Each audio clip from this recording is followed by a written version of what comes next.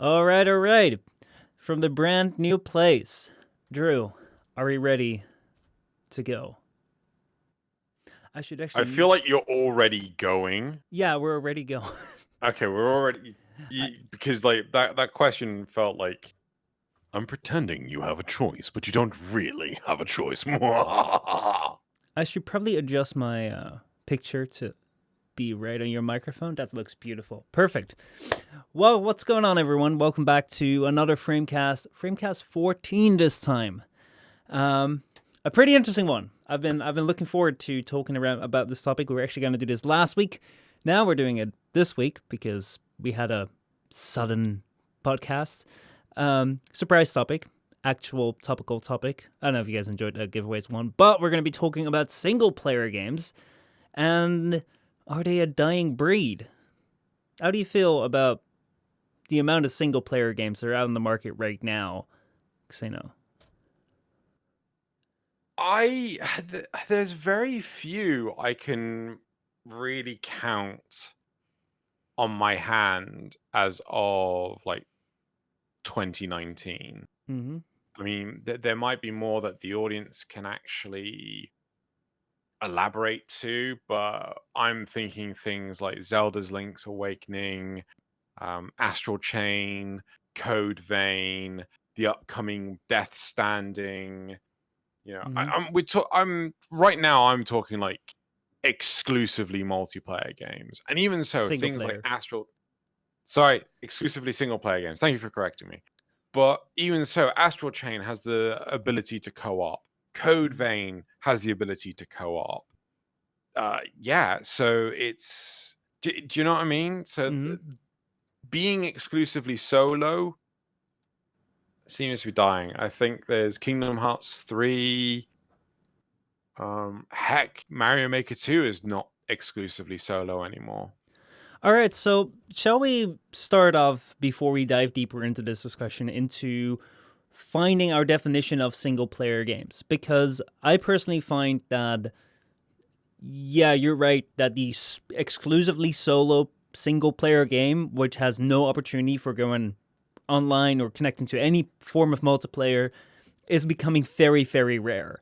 But I do consider games that have a very main focus on solo player content, that bring single player content, but also offer multiplayer content because they have this feature called the internet, which they didn't have so many years ago, that they also decide to use that in case people want to a site. I can understand it. And I kind of feel that these games, because they offer so much single player content, I would classify them as single player content as well. Like, well, I don't know about Super Mario Maker because it's very heavily dependent on what is it? On what is it? Community content.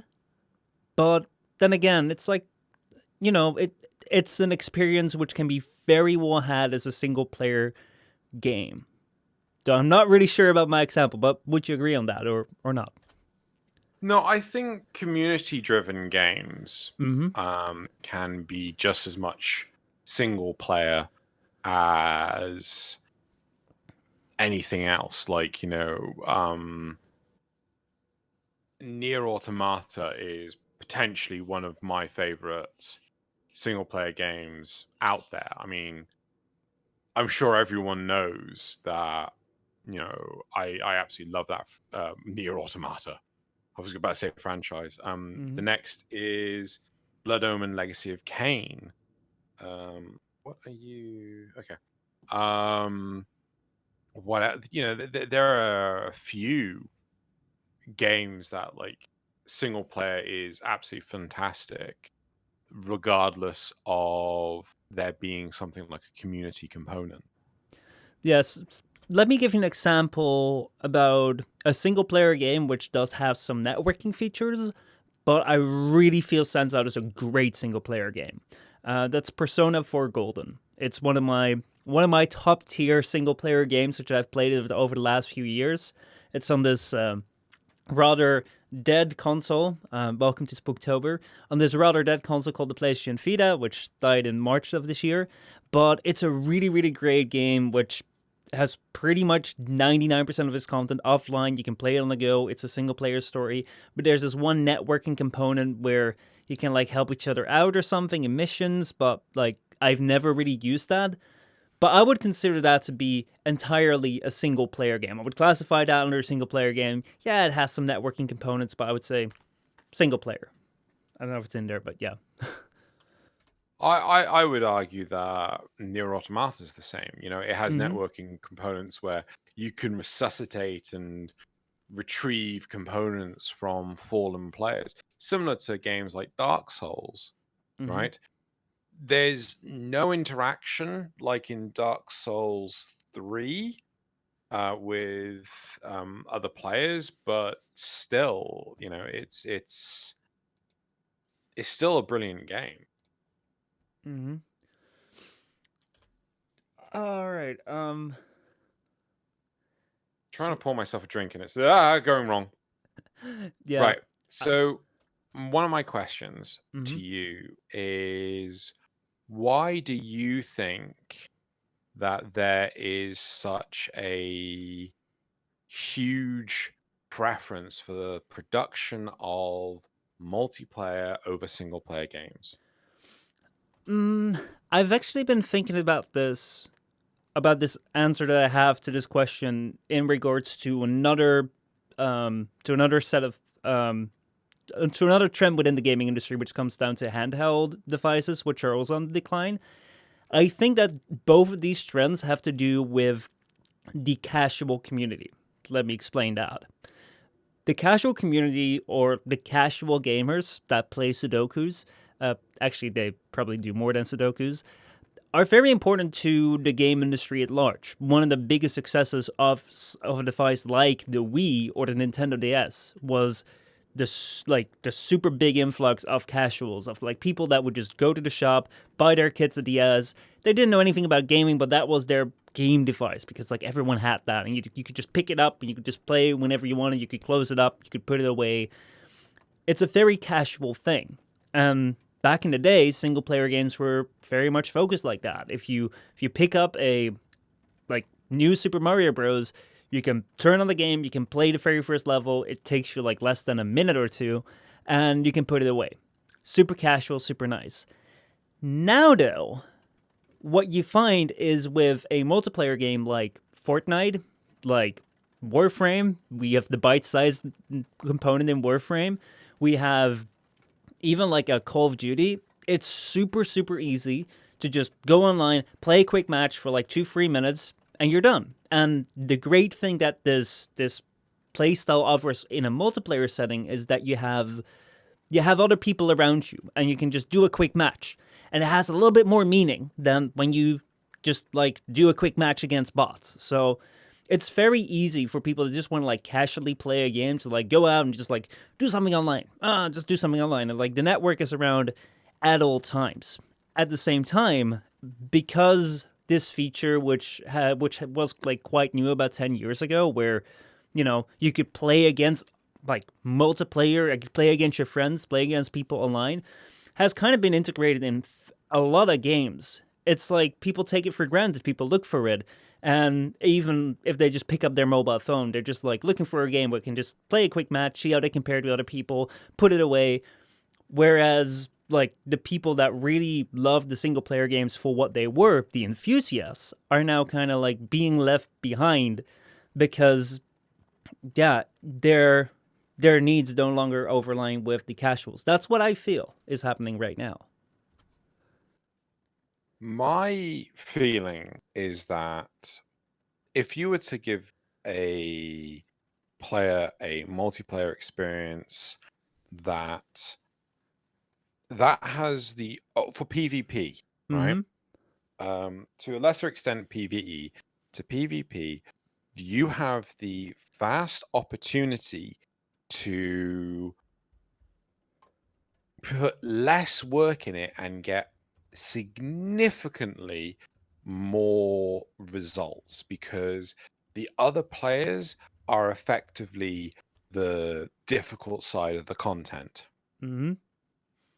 Does that make sense? Yeah, it makes a lot of sense. It's one of the things where I say Warframe lacks on, because developers can't create infinite amount of content. And a game which is very close to my heart, Modern Warfare 2, because I played it for years, I can still play to this day for hours.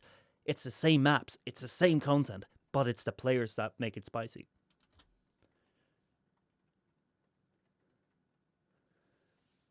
I I think the biggest problem is that a lot of publishers. Oh, look, Xeno's going for the publishers.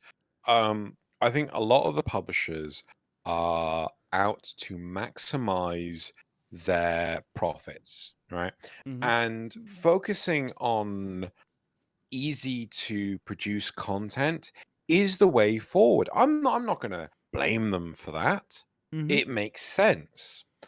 But the problem is that it doesn't interest or engage players that aren't interested in that sort of content. So, what are you looking for in a single player game that is missing out of the general multiplayer games, which are being offered more and more? So there's a few different things I love about single player games. Mm-hmm. One is the story, right? Mm-hmm. Does it have an epic slash excellent story that entertains all, Mm-hmm. right? Again, Nier Automata fell into that category for me.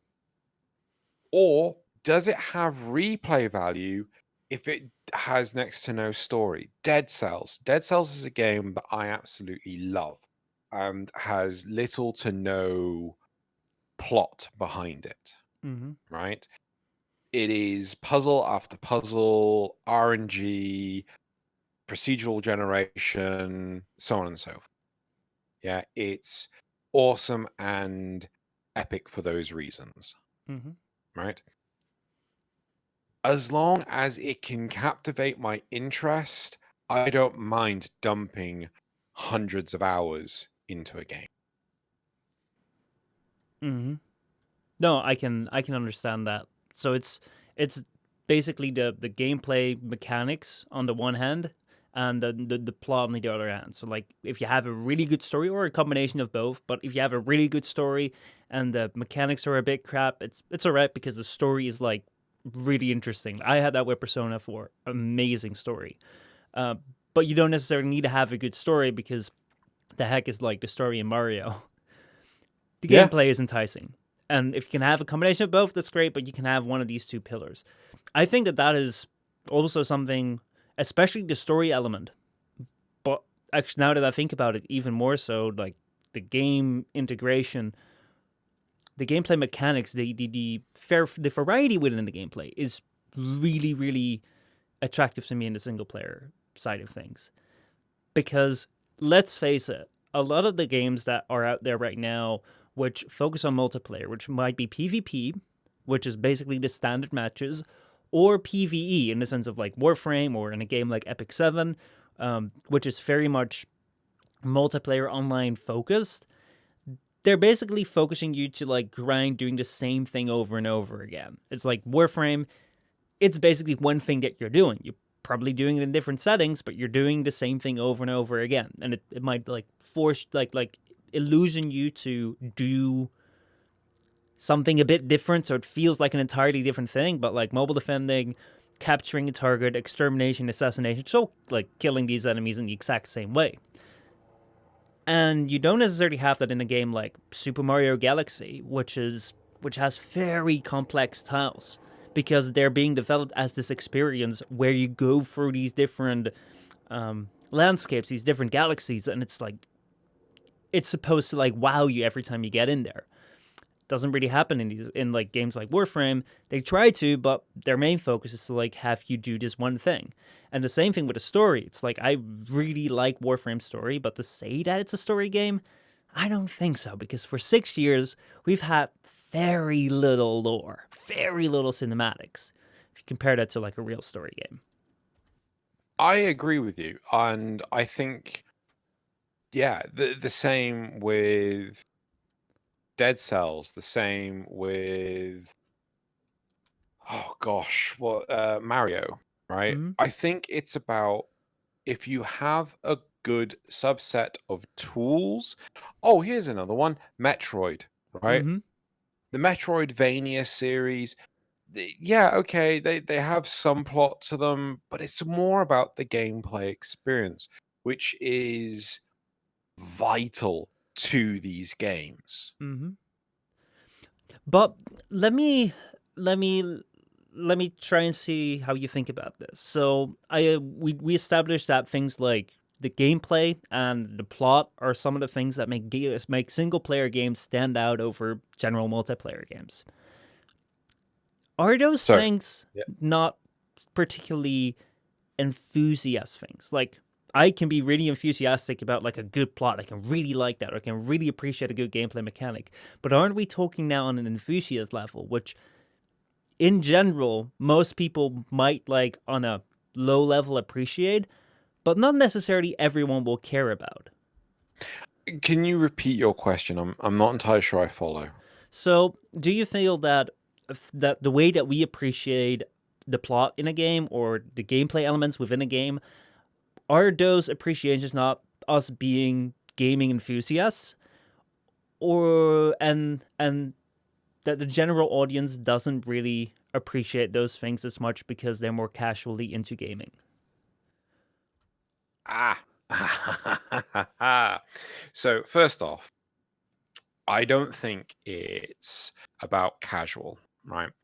One of the interesting thoughts had the that about gaming in a Mm-hmm. nutshell is the competitive nature, right? Mm-hmm. So, not to toot my own horn, right? Did you see the GameSpot documentary that on Warframe that came out yesterday? I skipped right to the end when I saw your segment. I watched that. Is that all you watched? I kind of skimmed through it. It was like 30 That's minutes, but fair I enough. did see it. But I was like, oh my god, Exino, he's in there. But the big thing is that I said it's about the gameplay for me, right? Mm-hmm. Very few games allow you to have the freedom of mobility like Warframe does, Mm-hmm. right? And I was tooting the horn about how great the gameplay was, and I didn't care about the farming, right? Mm-hmm. A lot of players these days want that artificial ding. They want the golden halo around them to say, I've got that thing, which is fair enough. But that also stems from another thing, Mm-hmm. the competitive nature of people, right? I know a lot of people that get super excited about things like football, cricket, whatever sport, doesn't really matter, but they get super excited when their team wins, right? Mm-hmm. Or their team comes close to winning, or that they are really passionate about it. And likewise with things like Fortnite, people get really passionate about the PvP element, right? Mm-hmm. They love that about that in general. So unless it gets that element going, and I think we're going to strike all the chords that every player wants. All right, let me recap that because you dropped out a little bit. Oh, So sorry. don't worry about it. So one of the main features that multiplayer games have over single player games, you say, is the competitiveness, not just in beating people within like a PvP setting as Fortnite or as Call of Duty, but also in the sense of having things earlier than other people, having everything in a game like Warframe, and being able to have that in this multiplayer setting where you can walk around with other people and like show off that you have this brand new Atlas Prime that just released, and that other person just has a level 1 Excalibur, and you can feel good about that. Is that right? Yes. All right. I'm trying to get Steam stop downloading stuff. There we Uh, go. So yeah, okay, but it just decided to kick off and start. Oh, I'm going to download everything. Yeah, No. that what you said is pretty much what I said in a All right. nutshell. No, like I think that you have a really good point there. I think that this was said in one of the talks that was recommended to us in the very earliest of the podcast. I think the second podcast we were talking about game development, and someone recommended this game developer conference of the Path of Exile developers, and they were talking about trading and in-game items and doing your items right. And they say that an item has only has as much worth as you can decide to not give it to other players. So to like explain that a little bit, if I farm like a resource which I can't trade to you, then that resource doesn't really have value because I can't give it to you. You can't buy it off me, so it's just like something I have. Like let's say that I have like thousands upon thousands of like this one resource called alloy plate in Warframe. It's sitting there in my inventory. I can't do nothing with it. I don't feel rich having it. I don't feel great having it. It's just sitting there. However, if I get an item which I can trade with you, which you can give me the in-game currency for or something else, or I can just decide to give it to you as a giveaway, then that item holds value because I can decide to give it to you or I can decide to not give it to you. But I have it and it's tradable. And I feel that that is kind of representable for the single player, multiplayer competitiveness, not PvP games, but in the other setting that you were describing, where it's like if I fully complete, like let's say my Persona 4, or if I complete my Super Mario in a perfect 100%, I can feel great about it, but no one will know. And we do have trophies now, and I can go out to the street and be like, look at me, I completed the game, but like, you can't really show that. And you can in Warframe when you're walking around and you look way different and way better from everyone. That if you're looking for that confirmation and that feedback and that I don't know what the correct word for is, but like the social feedback in the sense that you place it within like your social reality. Like how many people have actually gotten to this point? Is it everyone that's done this, or has almost no one done this? So you can like get some like you can pinpoint how good your thing is. It's really bad wording, but yeah. So I I always feel that when it comes to achievements, there's no real reason to justify doing them aside from yeah, you want to show it off. And one of the games that did achievements right, which I think a lot of other companies could learn from, was World of Warcraft. In World of Warcraft, when they finally introduced achievements, they gave you the opportunity to earn rewards for doing said achievement. So those rewards may be a mount, right? You know, you Mm-hmm. could get a dragon that you could fly, or you could get a title, or you could get a pet, or you could get all sorts of weird and wonderful vanity crap, Mm-hmm. right? But the whole point was that you got rewarded for going that extra mile. And instead of actually like turning on a game like I think it was Fable 3, actually I'm pretty sure Vanquish had this. Turning on the game and then just getting an achievement for turning on the game. No, it's Soul Calibur. Actually, I think a fair few games actually did this. But even so, like, you know, okay, so you have an achieve like there are some games out there that people feel satisfied in doing a lot more not a lot more readily than other games, right? So when I played Destiny 2, I played for the plot, the narrative. Mm-hmm. I got 6 hours of plot for £65. I felt horrifically ripped off. Mm-hmm. I paid 40 quid for Astral Chain, a game that came out back in August. I played 24 hours solid, and then I completed the game, right? Which I felt so much more rewarded for doing. Mm-hmm. Yeah. I think that the reward for playing a game is too critical in people's nature, and that unless they feel rewarded playing the game, then they're not going to like it's a crap game. Mm, see, this is something. This is really interesting because I want to take this lead into a thought I've been having more this week, or like last couple of weeks, maybe even last month. Because when it comes to the way that games are rewarding, as you stated before, some things that you can really appreciate are like the plot of a game. And I feel I've played Destiny 2, especially the first part of it as well, and I don't think plot-wise it's very strong. But I don't necessarily think that it's necessarily is really marketed towards the plot. Just as I don't feel that Warframe is necessarily designed for the plot. It's more designed around the gameplay. And I think that in that sense, there is less reward within that. But at the same time, the way that these games like Warframe, like Destiny, like these games that are designed with microtransactions within them, these games that are designed to continue to run for longer periods of time, being in active development and not just being this self-contained one single game, the way that they're designed is to keep you playing. And they decide to keep you playing by giving you always like a next goalpost to move towards and a new incentive and a new reward to get. And I feel that that's a different reward, which speaks differently to like the reward system of different people, and maybe over different ages as well.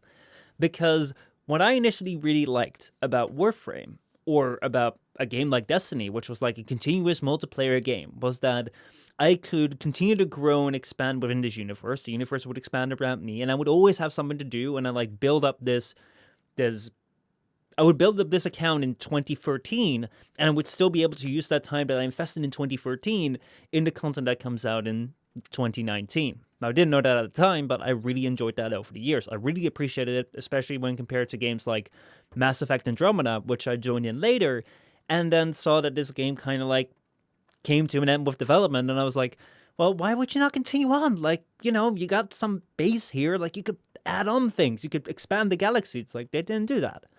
And I think that that's one of the nice things about multiplayer games. However, what their reward structure is to always have a next goalpost. And to always have you like, all right, so you've gotten every item in Warframe. Well, you can always go for every achievement. Well, you can always go for Nightwave. Well, you can always go for getting a second set and then selling that to other people. Or like restarting the game, which is something that other people are doing like pretty regularly. But one of the things that you see happening in that reward structure is not just that they put like a lot of like goalposts around and keep putting them up over time, so you never really run out of things to do. But at the same time, they put that thing there and they have a dedicated wait time within that, which they want to make as appealing to skip with their premium currency, because that's where microtransactions are for. That's the way that this online system works generally in most games nowadays. And if they can make that appealing enough without feeling too disturbing, they can find a middle ground where enough people that are prepared to pay will pay for skipping the wait, and enough people that cannot pay but want to play the game are not too pissed off that they have to wait, that like the game will get bad press. So that's kind of the middle ground that they're looking for. But as a result, you're never really feeling satisfied. It's like back in the day, I could get really satisfied when I got a Warframe or something. Now I just feel like, especially I've been playing like a game called Epic 7, which is a mobile game, which uses the exact same like microtransaction structure. And I'm just like, yeah, I mean, like I think it's fun, but it doesn't really feel meaningful because you always know that it never really completes. It never really rounds up. It's always like, all right, well, you've done one thing, keep on going and maybe pay up. Whereas when it comes to single player games, the reward is like it's a story, or maybe it's like it's like this really satisfying gameplay. But a lot of times, single player games are like this story where it's like it starts off, you get this conflict, you're working towards that, you're working towards it in poses maybe, like you're working towards it in periods between like your work, whatever you do around your life. You may take like weeks or months to complete it, but then you complete and there's an end to it, and you feel really good about completing it. And then you might go back to it because you thought it was such an amazing experience, but it's here to like give you this satisfaction reward of like completing the entire thing. Whereas these other games, like the multiplayer, especially microtransaction focused games nowadays, are very focused on just keeping it going, never really giving you closure. Just keep going, because once you have closure, it's like, why would you keep on going? It's like, that's really bad for them because they want you to keep on playing. Yeah, no, I completely agree with you. And I think it's a sad truth that we are getting games out these days. Actually, I don't know if you saw on Discord. I actually Yeah, asked if you it's were. up right now. I didn't. I didn't see the. The poll is up right now. Let's take a look at how people feel Oh, about I what they think think. the problem is that the poll isn't It appearing is appearing. I on the just put it up right footage. now. No, no, no, on the footage because the footage is like 30 seconds Yeah. behind. All right.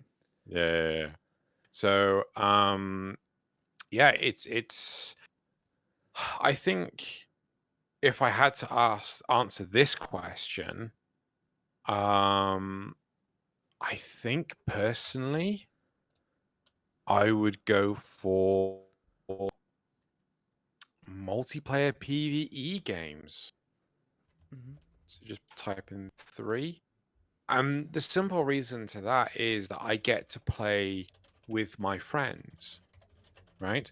Don't get me wrong, I do enjoy things like Dead Cells. I do enjoy um, Near Automata. I mean, I even picked up Near Automata again recently.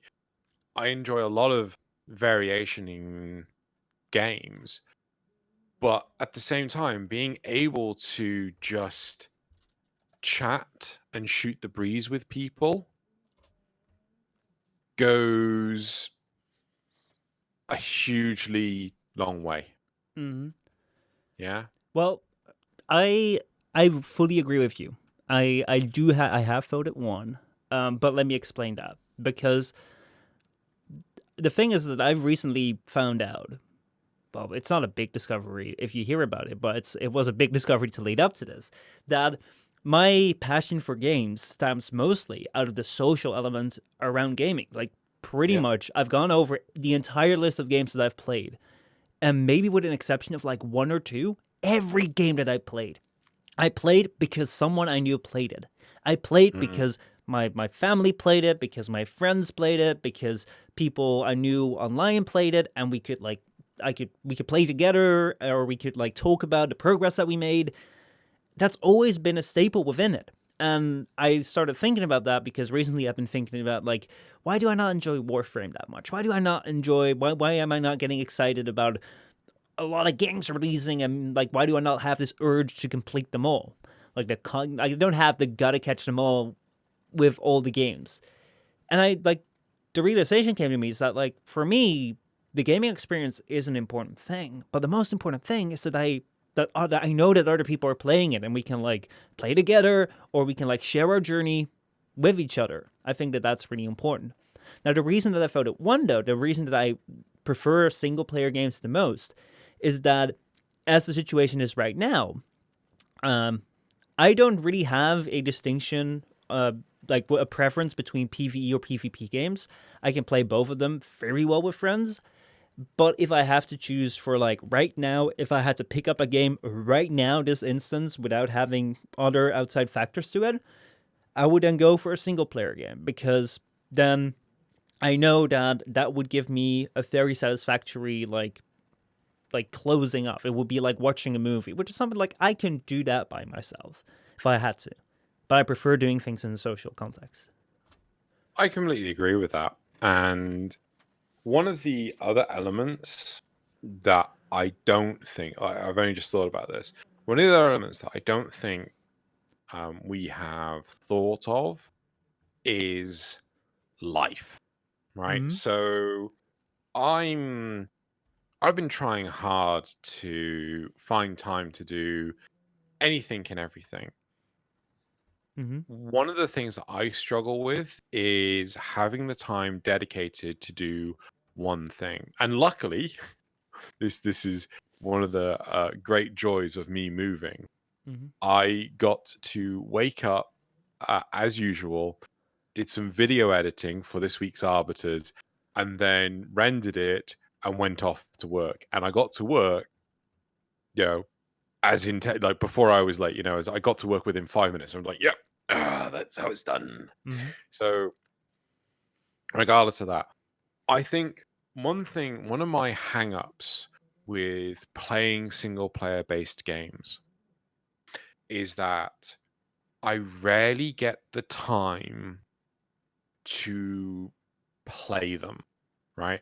I start playing a mission in Astral Chain. I'm 10 minutes in, phone call, right? Pause game, answer phone, have conversation. Right, okay, cool. End the conversation. I pick up, I continue playing the game. Another phone call. You know, but our lives, I don't know about our audience. And, I'd love our audience to actually chime in here. But I feel that as a community, as a society, as evolution, as the time goes on, we are a hell of a lot more busy. There are so few people that don't have a mobile phone Mm-hmm. that it's just insane to how we're always online. We're always hooked into something. We're never detached, right? Mm-hmm.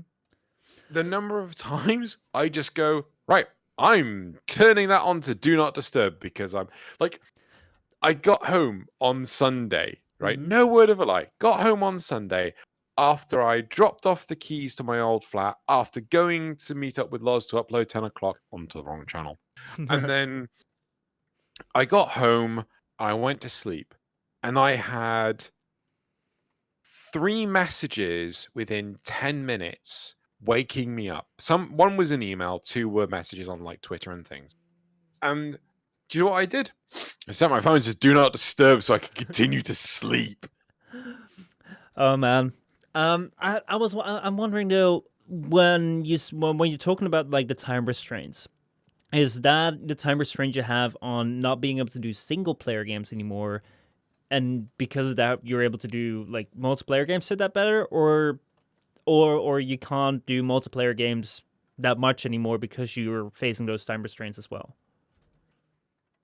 The time restraints are always there, Mm-hmm. but the upside of the multiplayer is that they often only last 10 minutes, right? A single mission of Astral Chain is at least 1 hour, right? Mm-hmm. But the upshot of jumping on Warframe, I'm playing it for 10 minutes, I finish it. Oh, look, I get a phone call. I disappear for 20 minutes. I come back. I continue. You get the idea. Yeah, so that's interesting because I would put that more to the single player camp, but maybe that's more towards like my love of like the handheld. I'm actually in the work of making a video around the PlayStation Vita because I think it's a really interesting console. And I am kind of in love with handhelds now because let me explain this. So this centered around this game that I got recommended by Shy. Quite Shy just tweeted one day like, you should get Persona 4 and a Vita. The game is totally worth it. I was going to like Canada a couple of times, like in a single month. Like I was going to family, and TennoCon was like, I need something to keep me busy on the plane. So I was like, fuck it, I'll buy it. So I bought this thing. I bought Persona 4 Golden with it, and it was amazing because, like, one thing that I'm faced with if I play games on my mobile phone or if I play games on my computer, most of them are online games. Warframe. I have some mobile. I have a very few amount of mobile games on my mobile phone. But if I'm off to an airport, if I'm outside, if I'm anywhere that isn't home or isn't a location like an Airbnb where I have set internet, I'm not able to play those. And that really sucks. And if I'm in the middle of a Warframe mission, I've had survivals where I just popped in, we're 10 minutes in, and it's like, oh shit, I got a call, I need to go out. That sucks. But what I loved about this thing, what I loved about playing Persona 4, was that I could turn it on, I could plug in my headphones, I could just play a little bit. Then, like, I'm sitting at the gate, I'm just seeing an announcement pop up, I just turn off the screen, game pauses, just sits there. I just put it away. I walk into the plane. I sit down. I turn it on. Game is back on. I can continue to play. Something happens, like the flight attendant comes by. I turn it off. I can talk. I can turn it on, and I'm right back at it. I love that. I really love that experience. Like I could turn it on. I could just press one button. It would pause, and I would have everything back in a moment's notice when I needed it. I could just like play maybe 2 minutes. It's not the ideal experience, but it really worked well, especially in moments where you have like a little time to wait. And I really, really appreciated that. I really loved that. And yeah. I completely agree. I find that like that's how I coped with Astral Chain, Mm-hmm. right? Like whenever there was sort of like a small lull between whatever, I would hit the home button on the Switch, on the controller, and it would basically it would just insta pause the game, Mm-hmm. which was absolutely brilliant. But it was still disruptive. Like one of the weird things when I'm doing my job as a developer, Mm-hmm. is that if someone comes up to me and distracts me, it takes me time to get back into what I was doing. And I find the same thing with single player games. If someone calls me up and disrupts me, like I can't just jump straight back into the single player game. I Mm-hmm. have to sort of like unwind for a few minutes before I can actually go back into it. Mm-hmm. I can see that. I can see it. Like I can totally see that. I have that with editing sometimes because you want to get in the mood. I do feel like it's a bit of like a give and take on both situations because I can perfectly see that you have this 1 hour story mission as compared to like a 10-minute quick mission in Warframe. Warframe has the same thing. If you do a cinematic quest, it's quite long. You can pause it in between, you can get out of it in between, but no one does that because that breaks the mood. But at the same time, it's like you can't pause an online game. Yeah, I think it's like both have the same restraint. It's whatever game you prefer, whatever experience you prefer. I really, really love that single player handheld experience. I really hate that Persona 5 never got on this like Vita thing and they canceled it. I would love to get my hands on the Switch one day when I can buy it, but because like the Switch actually, I do feel that the Nintendo is going pretty strong on good single player titles, don't you think? I completely agree. I think a large part of that, like, I feel Nintendo have done a fantastic job in creating a console that is truly both a handhold Mm-hmm. and handheld. Handheld. Sorry, my apologies. Handhold, handhold. Sorry, a handheld, as well as a you plug it into the TV, and like they really broke the mold with the Switch, and it was a shame that it came out shortly after the new. Oh God, was it the new 3DS XL or something? I can't remember. But regardless, it is an incredible console. And it lends to both playing multiplayer heavy games like Warframe, like Fortnite, like whatever, as Mm. well as single player games like Breath of the Wild, Mario Breath of the Wild. Odyssey. Yeah. Yeah. Like there was another new Zelda game which looks amazing. Like I would really want to play those. I do think that the Switch success is partly due again to the casual market where Nintendo just struck gold again. Because like Yeah. try and sell it, try and sell a PlayStation 4 Pro to like a cash was like, it's a powerful PlayStation. It's like, oh sure. Wow, okay. Well, we have this Nintendo thing, which like you can pop out and you can take on the go, and your kids can play with it, and then you can put it in the thing, and you can play it as a console, and it works really great on both, and people love that. Like they Yeah. understand it, and I think that the casual market is so important in these things. And as you say, like the way that you experience the multiplayer thing and like being like really nice, quick, easy bursts, the way that I feel that multiplayer games, especially with microtransactions these days, are very well engineered around getting around having you to like get this continuous like positive feedback, positive feedback, positive feedback. Next flag, go grab this. It's not too hard to get it, and if you want to make it easier, you can just pay us, and like it continuously goes on. I think that really appeals to casuals.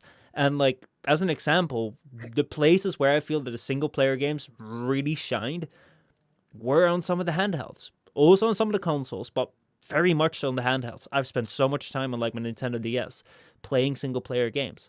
But that's because those things were out there in the days. I barely see anyone with like handhelds anymore because they've just all been replaced by phones. And these phones are just like everyone has a phone. You can download a game on it. And for casual players, for just the general audience, that's good enough. Why would you want to carry an extra device for just gaming, which is more bulky, which has more mass to it, which makes things like clunky and like, just use your phone, man. And I think that that's a very important part to this trend.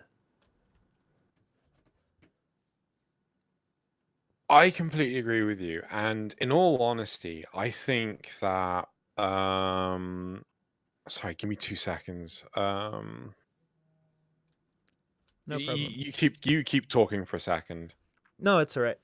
We're Yeah. if we're praising the Switch so much, let me just put it out there that I think one main criticism about the Switch, I've heard talk about like the Switch Pro, which I don't know if that's confirmed, but please, if we could have a Switch Pro version where because it has a USB-C port, which is a good thing, make that USB-C a Thunderbolt port.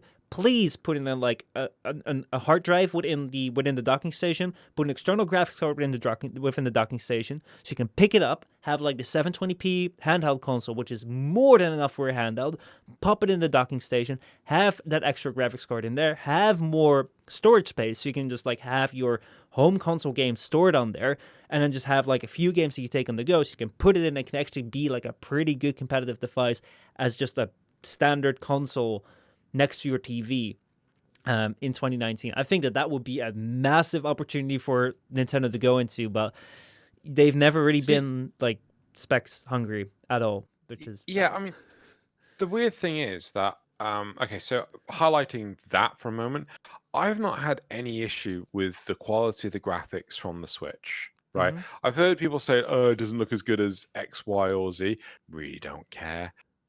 But what I was going to Yeah, brush on before sorry, I got to yeah. What yeah, I no had, problem. what I'm going to brush on is the mobile market. Mm-hmm. I cannot understand why the mobile market is so saturated with things like gacha games. You know what I mean by those, yeah? Have you ever, before you continue, have you ever bought a Of course. mobile game?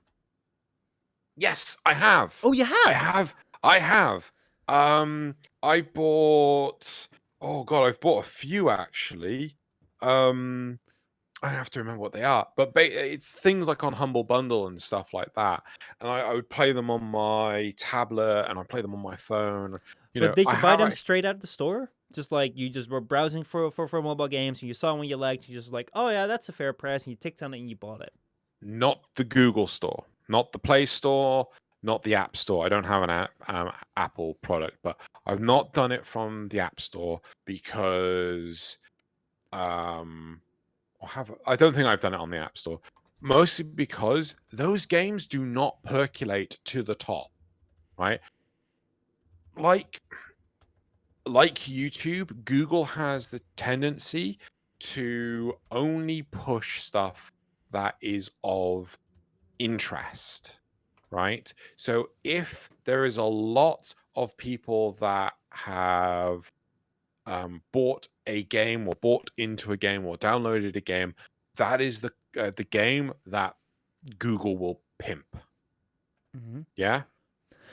See, So I think that a large part of this, like, catcha, like the typical mobile game, a large part of that is due to like the general customer mentality. Because you're one of the first people, and now I see Sakamus as well in chat phoning for have they ever bought a mobile game before.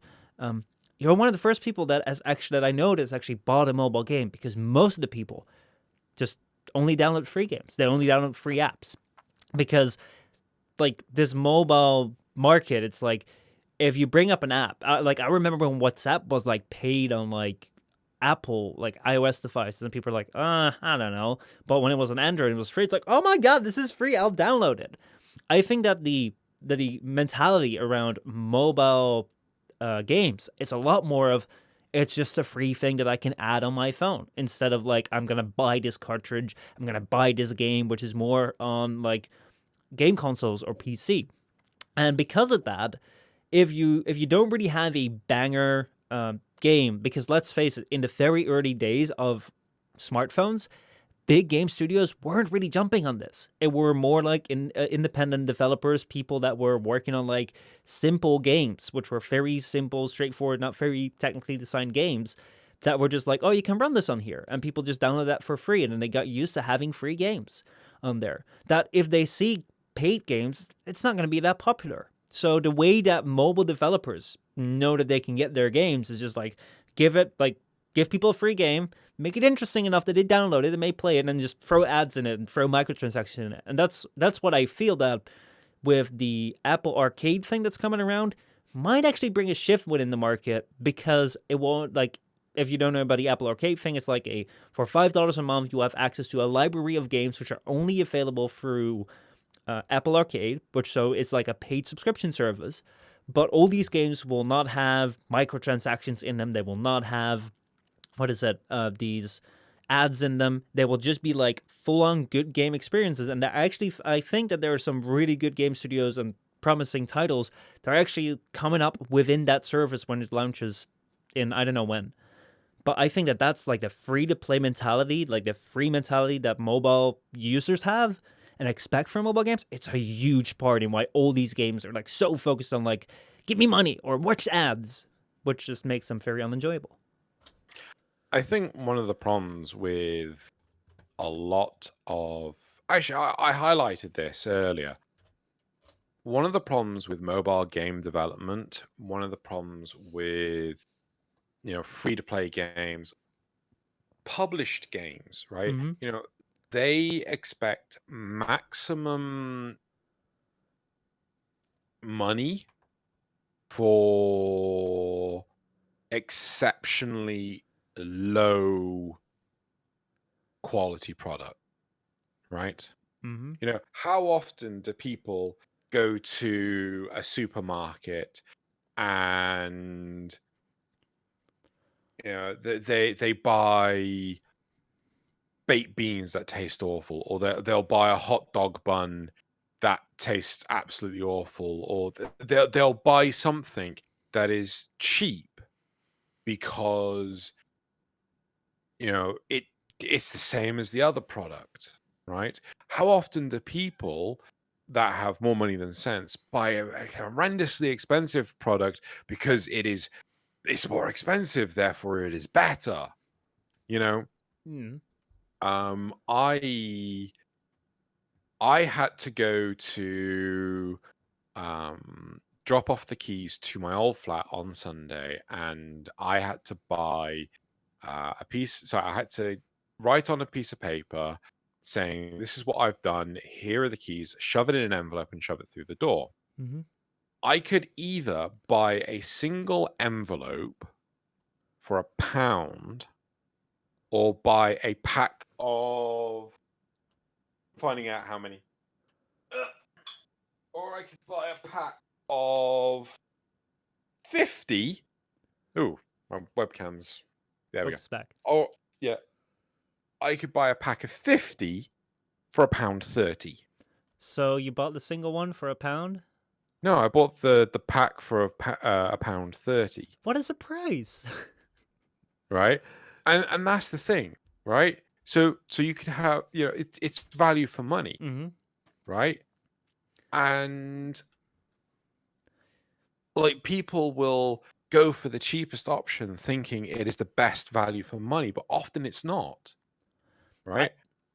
I think that that's a very important thing to keep in mind, just in general, that when it comes to like a value for money proposition, there are times, I think I actually had this conversation with Sakamus a couple of days ago. There are times where the cheap option will probably be the better option.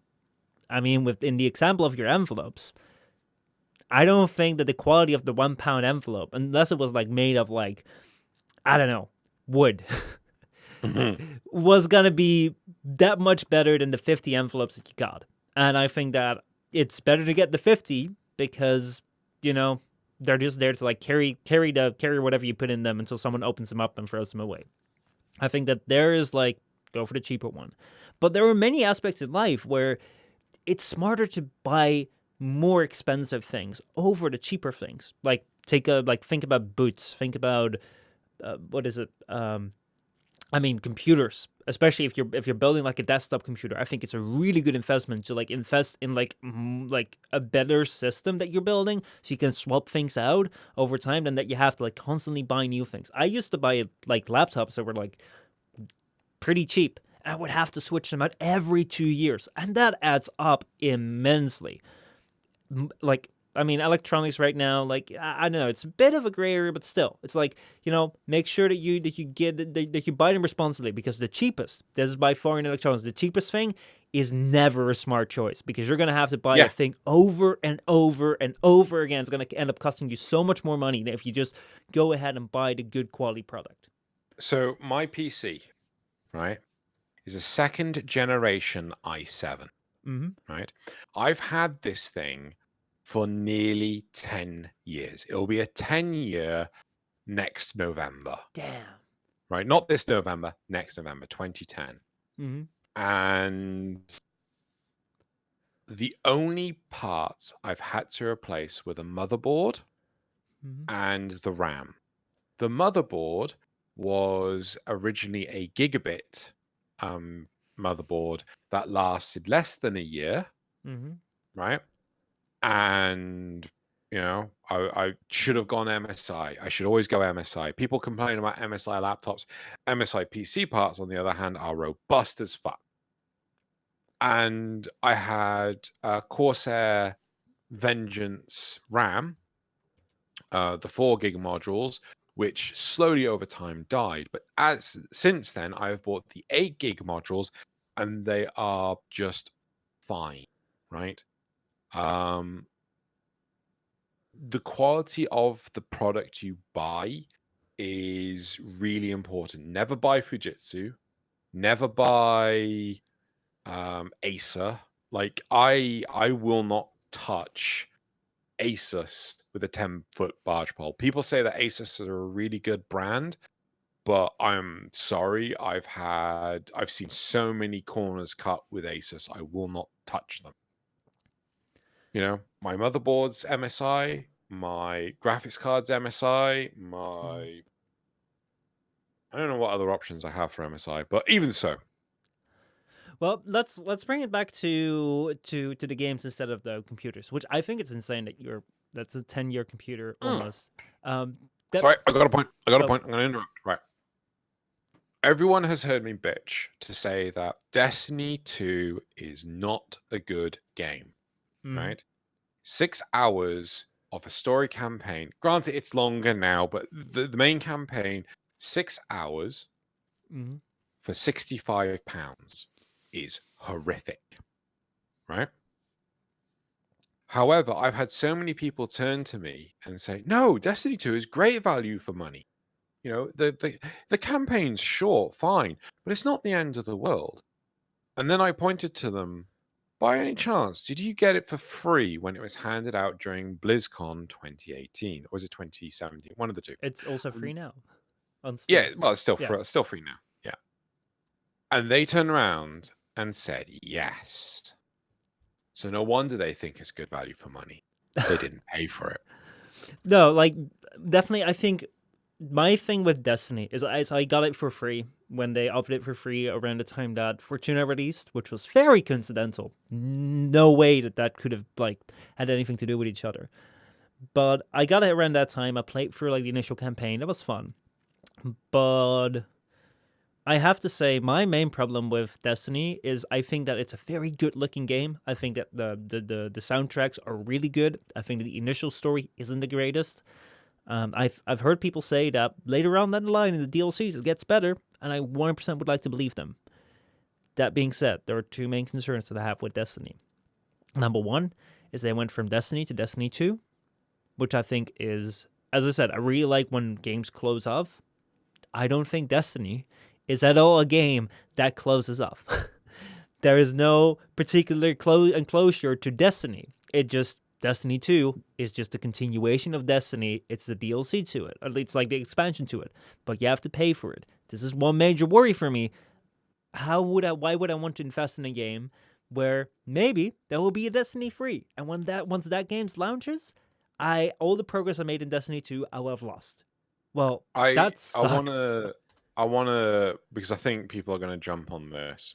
Mm-hmm. So when Destiny 2 first came out, Mm-hmm. they had originally announced that Destiny 3 had already started production, Ooh. right? Now, since then, sorry, not Warframe. Sorry, I just read Warframe from Zacharias.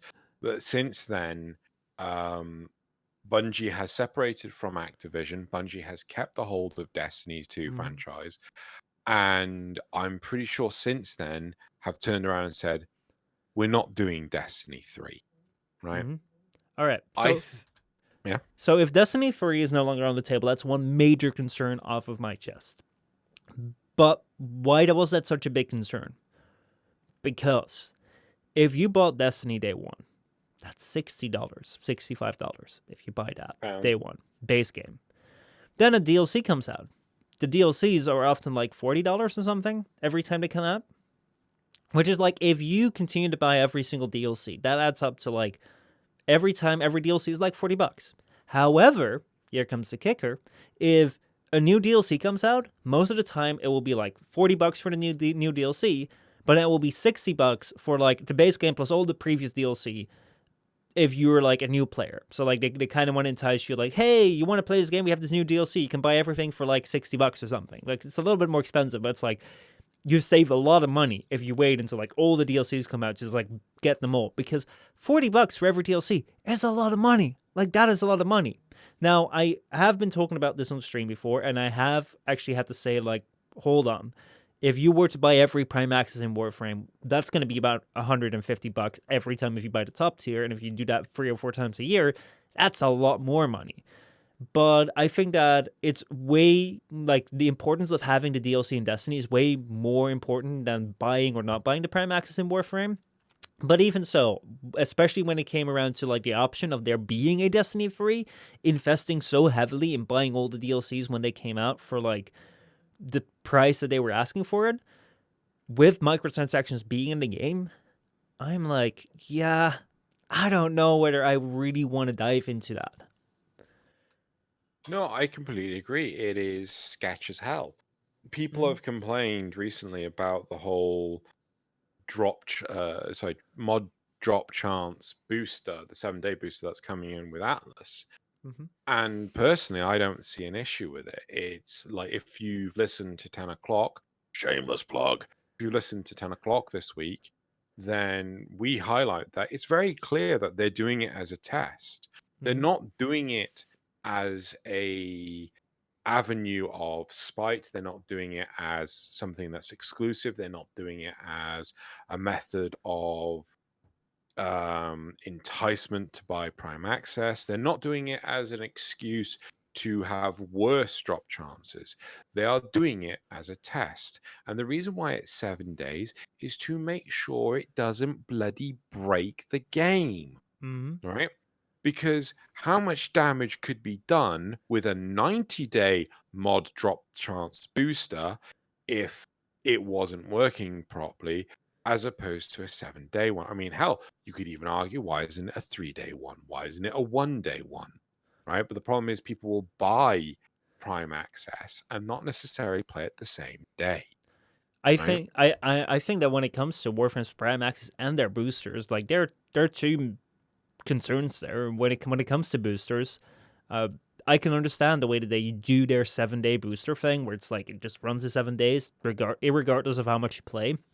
Then again, it kind of sucks if you just happen to like run on one, like you just happen to get one right when you log in before you go on a business trip, and then just like you can't play for like a week, and you haven't like been able to use that at all. That kind of sucks. But the main thing that I wanted to talk about when it came to Warframe and Prime Access is that I think that they can definitely like add more value within their Prime Access, because when you look at like the value for money that you're getting from the Prime Access itself, it's not a lot.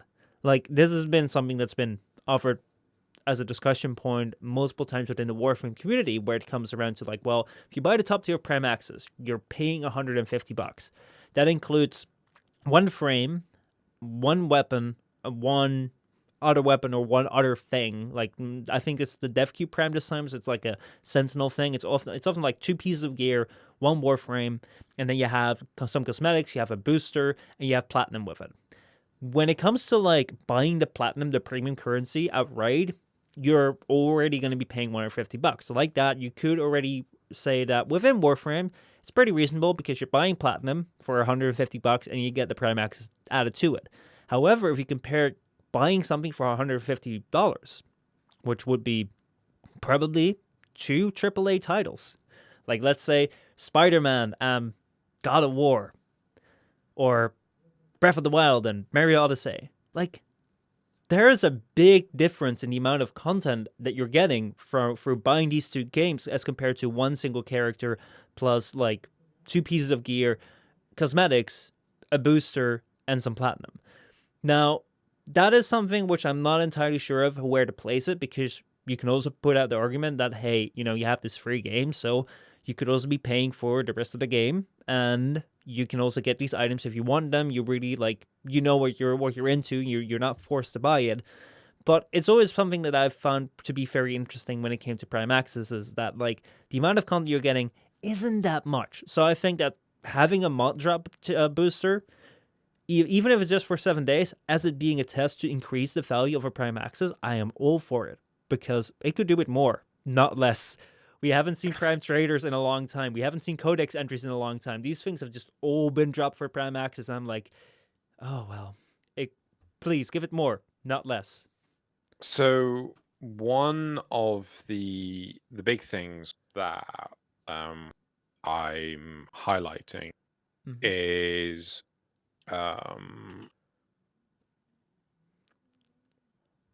sorry. One of the big things that I'm highlighting is the fact that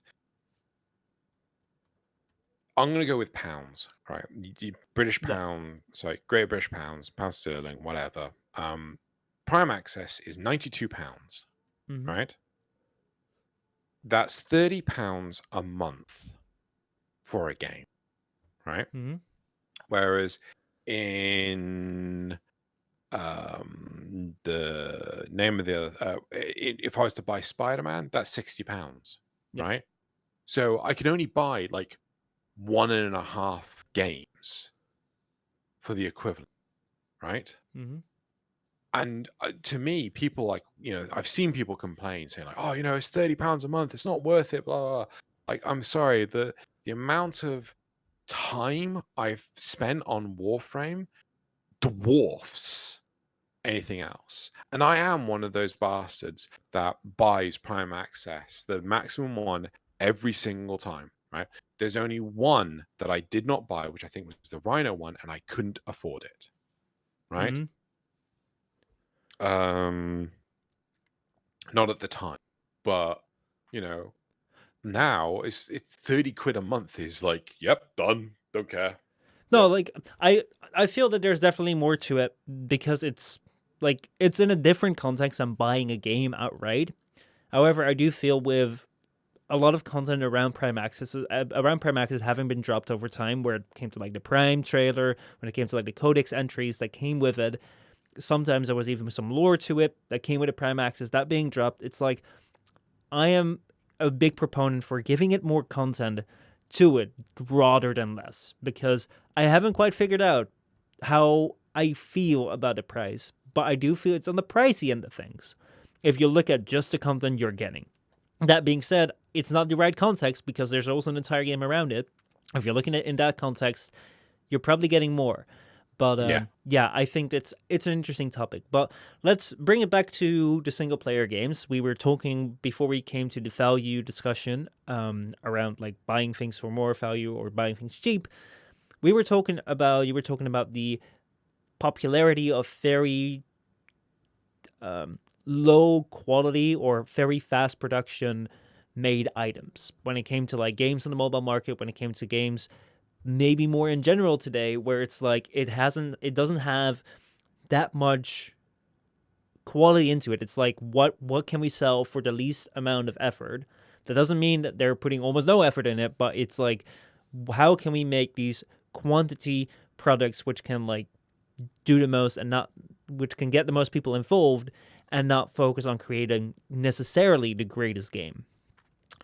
I wanted to pitch in on that because I'm wondering, when you were talking about that, I started wondering, is this a consequence, an unintended or unseen consequence by me yet, of the new open free market that we have with the internet, where back in the day, if you wanted to publish a game, you had to create said game, you had to have a publisher that would have the access to creating physical game copies and then release it via marketing. Whereas now, anyone can upload a game to Steam. Just with YouTube, anyone can upload a video to YouTube. You don't have to go for the process anymore that made it really hard to publish anything. Now, that did a lot of good because we've seen a great number of indie games come out. We've seen a great number of like individuals making videos coming out on everything with songs as well. I think it's doing a lot of good there. But at the same time, because of that, you have such a ready amount of entertainment. Like, let's go with the YouTube tangent for a little bit. You have such a large amount of like video library out there that if you have the need to watch something, you don't necessarily watch TV anymore. You don't necessarily have to go to the movies anymore because there's this very wide library of things that you can watch which weren't made with a very large team, with a lot of planning, with a lot of quality put into it necessarily.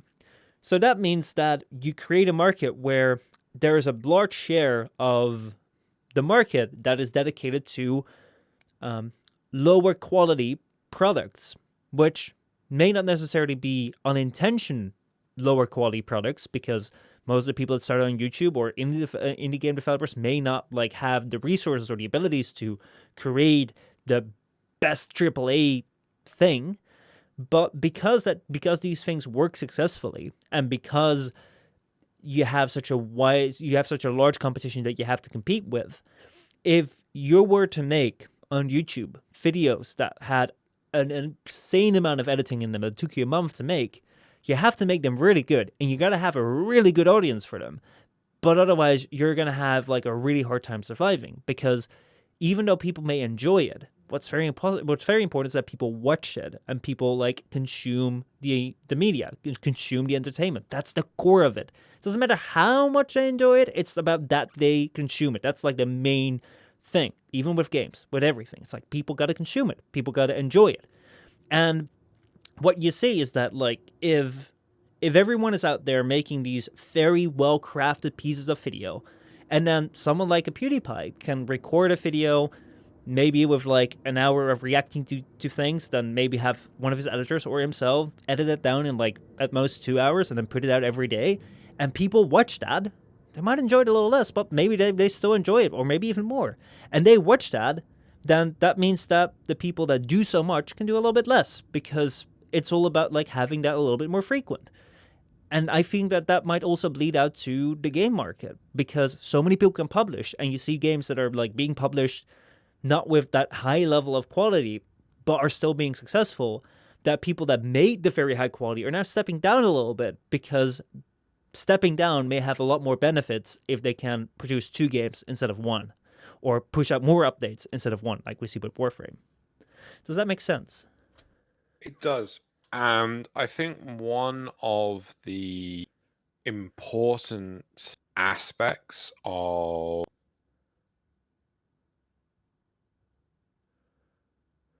production that Mhm. we take for granted is that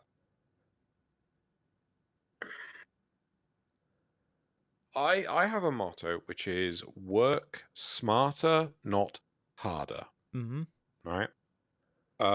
This motto has influenced me to the point of making arbiters producible Mhm. in about 3 to 4 hours. Right? It used to take 12 hours to produce a single arbiters episode. Mhm. Right? Probably longer, actually.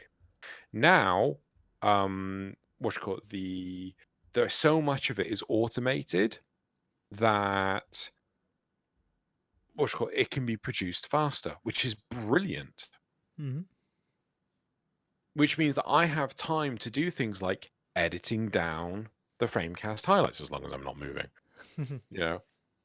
And a lot of people do not endorse this methodology. A lot of producers, a lot of publishers, a lot of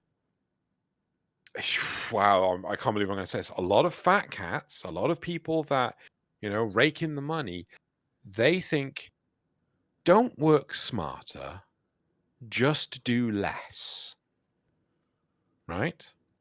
Which it sounds very political for me to say.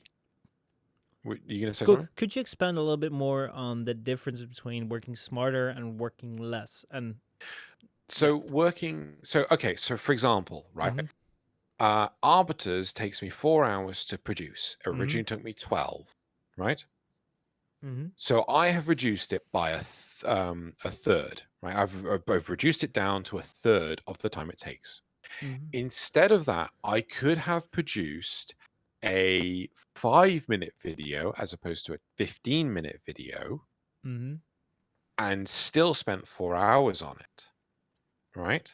mm-hmm, My point is, instead of spending what's got 12 hours to make 15 minutes worth of content, I'm now spending 4 hours to make 15 minutes worth of content. That's the key difference between working smart and working less. Yeah, or producing less. My apologies for the confusion. Does that Um, does that mean that it has to do with intent? Because like let me put it forward like this. It's like I can understand the difference between what you're putting forward is like working smart is keeping the same end result but making sure that the workflow is cut down so you can keep up the end result, and working less is having like we want this to be done in 4 hours. If the result is less, so be it. But is it then like a difference in intention that we're talking about here? Because I can't imagine someone sitting out there and being like, I want to edit this for 12 hours. Like if they were working on it for 12 hours, they would love to be able to to work it back to 4 hours. If they'd be able to, they'd love that. But not everyone is able to. So like so let's take it from a different perspective. mm-hmm, Let us hypothetical. We have a huge. We are game publishers, right? mm-hmm, We are Michelle and Zeno Incorporated, and we hire what's it called Digital Extremes. mm-hmm, Yeah, we hire Digital Extremes to create our game, right? This is the product we want, right? We are only paying you for 12 hours, mm-hmm, right? So we are only paying you for till the end of October, mm-hmm, right? And then you've got to give us what you've got, right? So the option there is for DE to produce as much as physically possible and give it to the game developer, mm-hmm, or for the game developer to or for DE to produce whatever they want and still give it to the game developer. The problem here, let's take Destiny 2 into case. This mm-hmm, sounds really weird. Why not Destiny 1? Destiny 1 is what makes Destiny 2 so exploitative. Destiny 1 proved that Destiny is a good franchise to invest in, right? mm-hmm.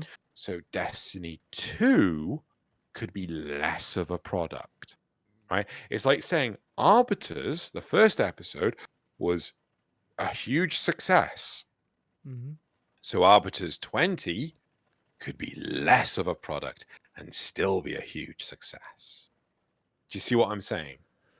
Partly I can understand it in the sense that the first scenario where you describe it, where it's like they're paying for only the work hours, which is not by which doesn't equate to like the product, which is one of like an entirely different long discussion Yeah. where it's like this question, which is like nowadays around if you're being paid minimum wage, like could they expect anything else than minimum effort? Like big question, but it's like if you're just being paid for being somewhere for X amount of hours, kind of regardless of your output. It's like how motivated are you to like create that output? How much are you rewarded for the output you do, and how much are you rewarded for the amount of hours you're there? And I think that that's a very interesting thing when it comes to rewarding creativity and rewarding a creative outlet like game development, because that's a really hard thing. And I can So like I've yeah. I've got a really brilliant example for you. Mhm. Let's look exclusively at Digital Extremes. Mhm. We have Warframe, the Yeah. product that they had time to make into what they wanted. And then we had the Star Trek game, Mhm. right? The product that had a deadline that was unreasonable, right? Mhm. Where basically Steve basically handed it off to a team and said, get it out. I don't care what quality product it is. And often things like publishers will have you over a barrel going like, we're not going to pay for it. We're not going to, you're not doing your job. You're not doing your side of the things. And you end up with crap games. Yeah. As opposed to companies that get given the freedom to make the product that they want, make the product right. It comes out when it's good and ready. Yeah. Well, that's like let me put this out there, is that it's a freedom which not everyone has. And Hmm. it's like it's really easy to see this in the terms of having EA as a publisher, which is like a publisher with a lot of money. But let's put it like this. A publisher most of the time is given a contract to the developer where they say, "Hey, we see like in the best scenario is they see an opportunity within the market where they think that a game would work really well." So let's say that we start up a publisher, we work together, like a certain amount of money, which is like maybe we crowdfund something, we have like a small budget, which might be like $50,000, $100,000, who knows how much it is, just enough to create a game. So it's like have someone create a game. Because we see this massive potential for single player mobile games of quality. Like that is the market, that's the hole in the market that we're seeing here. And we know that Digital Extremes, even though they created Warframe, they will do a great job in creating that single player game. And we can come to an agreement where they say like, yeah, okay, well we could create that game for you, and like we're very happy about that as well. And like, yeah, you're right, and you have access to a network of people that could publish it, like because you're the publisher, so we'll work together. And then you supply us with money so that we can create it, because the Digital Extremes in this scenario doesn't really have the money to like create and publish that game themselves, but they rely on our money. The thing is that we don't have infinite money. So we can't tell them to like, hey, go out, create a game, just bring it to us when you're done and when you're happy with it. Because let's say that they take 2 to 5 years to create that thing. Like whenever they're working, they need to be paid because it's paid labor that they're doing. So we need to pay them for their hours. But we don't get any money anymore because we're investing in them, and we don't have any more than that X amount of money. So the only way that we can pay them is in a certain amount of hours. So we can only say like, well, our budget is this. These are all the hours that we can pay you for. Afterwards, we can't. So it's like the way that Warframe did it was by taking a huge risk, because they pretty much survived off their founder's access, and they couldn't do, if they didn't get that, they were just done for. They took a huge risk and it paid off because now they have the freedom and they continue to create whatever they want without having these deadlines. But I can imagine that not everyone has that. And even a publisher's perspective, if we had this small publisher company where we had like a very set budget that we couldn't cross because otherwise we'd go bankrupt and no game would be published, like that's the way you gotta go, because you can't pay people for extra hours that they have to like that they need to like put into it, if you don't So, have the money. so to jump on the back of what you just said, right? Mm-hmm.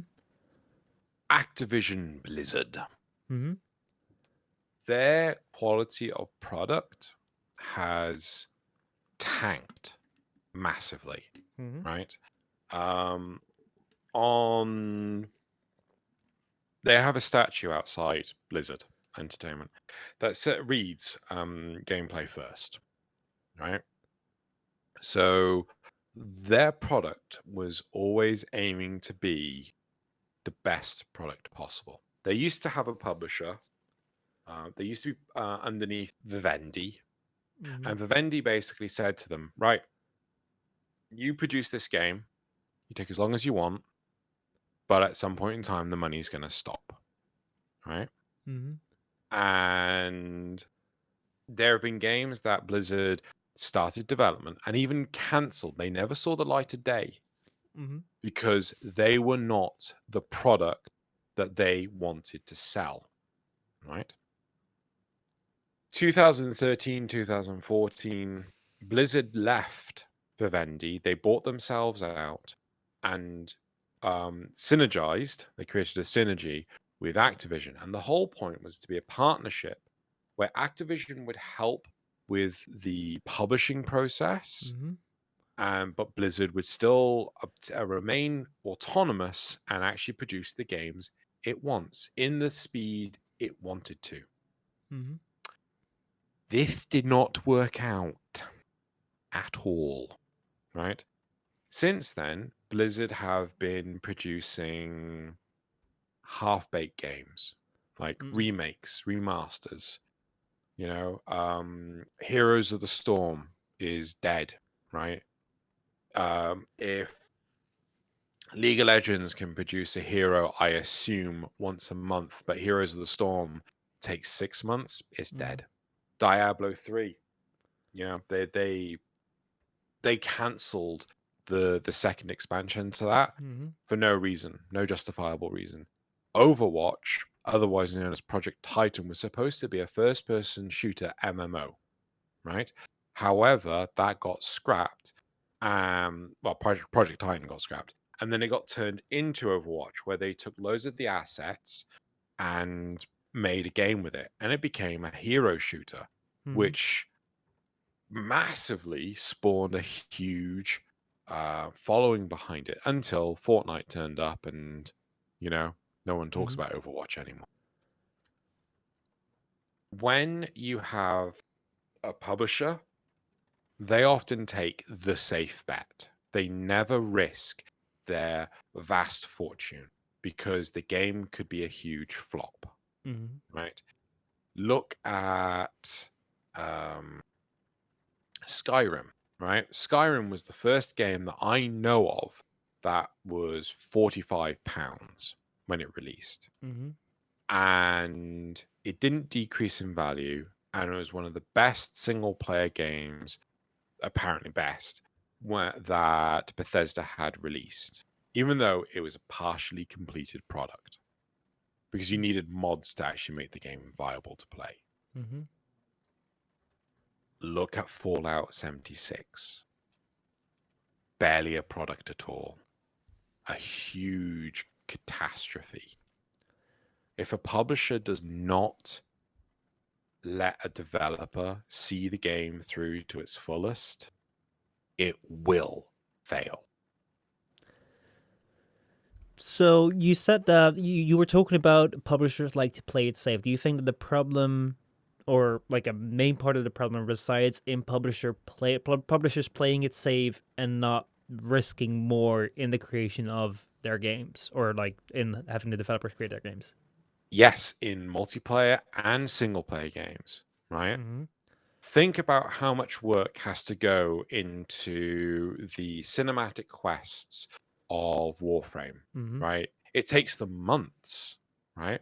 So imagine a whole game like Astral Chain, like um, Persona 4, the name of the game, I can't Yeah. remember the full. Yeah. Think of the Legacy of Kain franchise, the huge amounts of resources, voice acting talent, animation, modeling, so on and so forth. Huge resources that if the game flops, that's a huge loss. But if you go for a multiplayer game, something like I'm going to say Unreal Tournament, right? The AI in it is simple. It's stupid. You needed AI back in that time because there was no um, good internet around. But Mhm. even so, right, it was a safe bet because the whole game was map, playable characters, guns. The end. Just shoot each other, right? All right. Well, let me then try to make a little bit of a case for the safe bet. Because, like, first of all, not everyone has good intentions. Not everyone has the same goals that they want to achieve. So there can definitely be not perfect actors or good faith actors within publishers. So, or within game development. So certain people might make very bad decisions. I don't think Anthem was a game that was created with where everyone had the same intentions or the same level of good intentions when it came to the game development, or it must have been like a massive shitstorm where everyone just like miscommunicated, but like that was a pretty bad thing. However, let me put it this way. So, when it comes to risk taking, if you are at the start of your career or whatever you do, in your creative pursuit, whether that may be as a company, whether that may be as an individual, you are much more prone to risk taking because the amount of things that you have to lose versus the amount of things that you have to gain are way off. So like you can gain a lot more than you can lose. So let me give that an example with my YouTube channel. If I start out my YouTube channel for the very first time, for like my first day, I will go wild.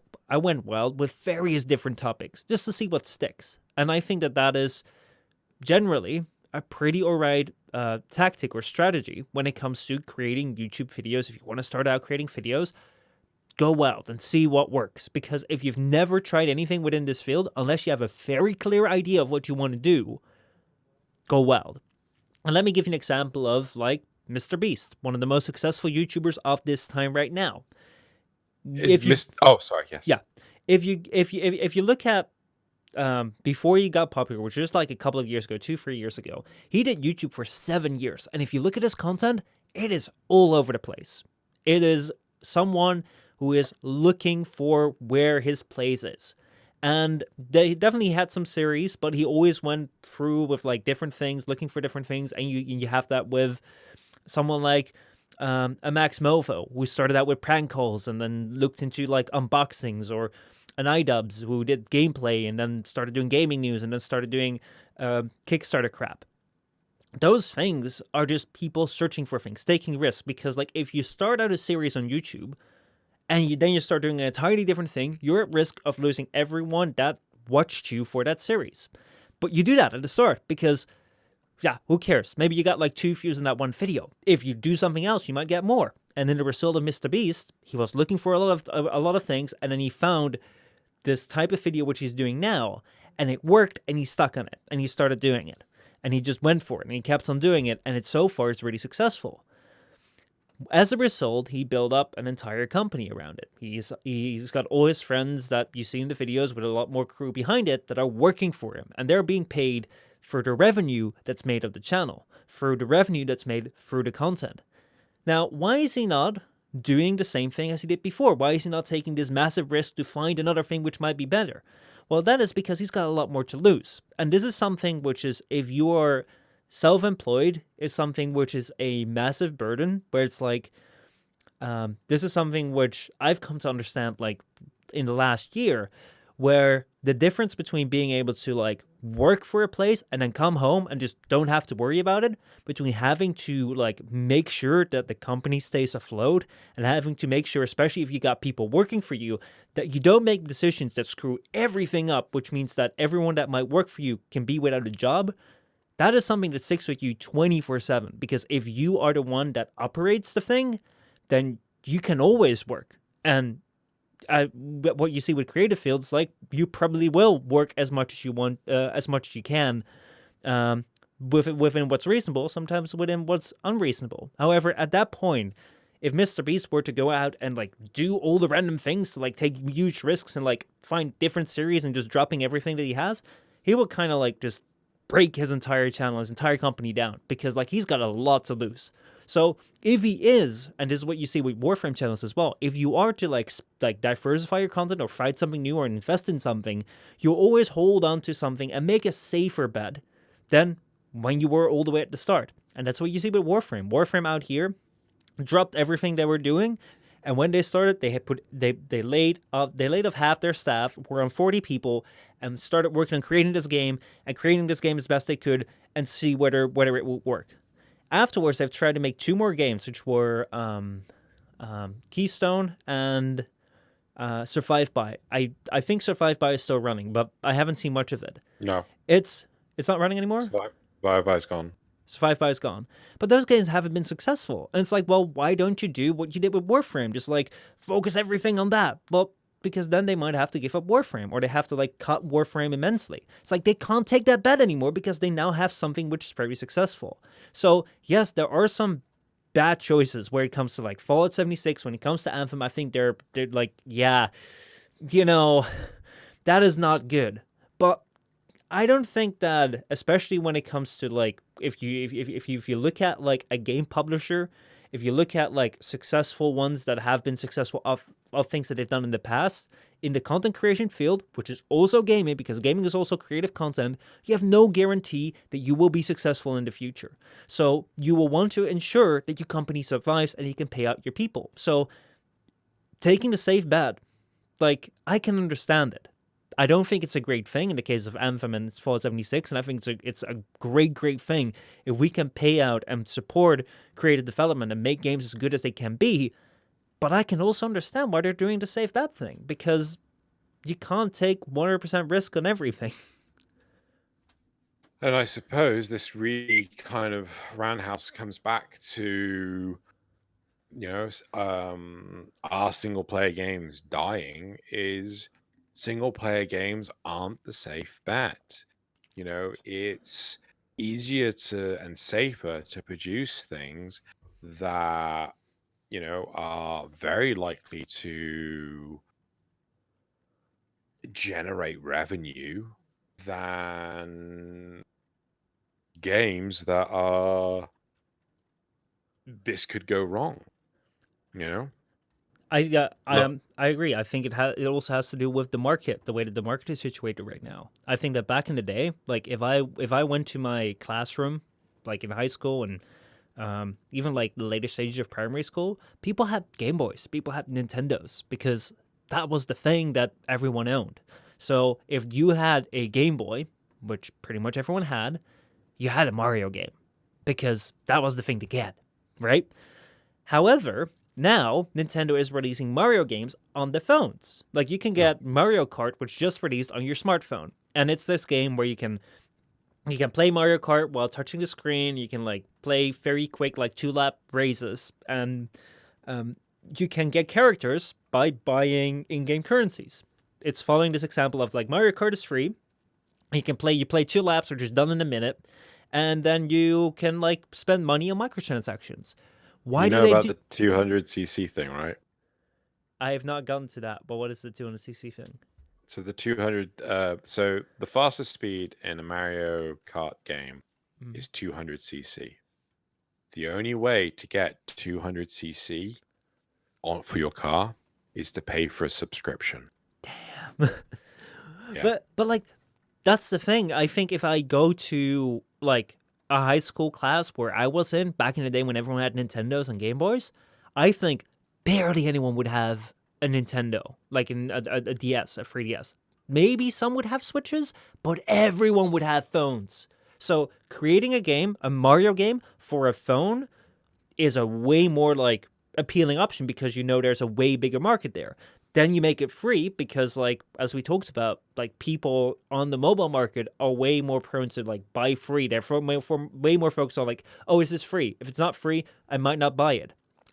Might very likely not get it. Like, they were focused on free. So make a free Mario game on this device that everyone has, and then, like, put microtransactions in it or a subscription service in it, because, like, how else are you going to pay for it? And that's the result right now.